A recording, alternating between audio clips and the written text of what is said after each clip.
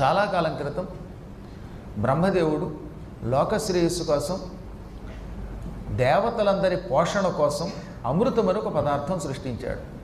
మళ్ళీ మనకు అనుమానం రావచ్చు, అదేమిటండి అమృతం పాల సముద్రం చిలిగితే పుట్టింది కదా అని. పాల సముద్రం తర్వాత చిలికారు సుమా. దుర్వాస మహర్షి శాపం పెట్టాడు ఇంద్రుడికి. ఆ శాపం వల్ల అమృతం, లక్ష్మి సముద్రంలో కలిసిపోయాయి. ఆ కలిసిపోయిన వాటిని మళ్ళీ బయటికి తీయడానికి వాళ్ళు పాల సముద్రం చిలికారు. అంతఃపూర్వం కూడా అమృతం చాలాసార్లు పుట్టింది. అలా బ్రహ్మగారు ఒకసారి తన తపశ్శక్తితో అమృతాన్ని సృష్టించి దేవతలందరినీ కూర్చోబెట్టి, దేవతలారా మీ ఆకలి తీర్చే పరమ పవిత్రమైన అమృతాన్ని నేను మీకు పోస్తాను, ఈ అమృతం తాగండి అన్నట.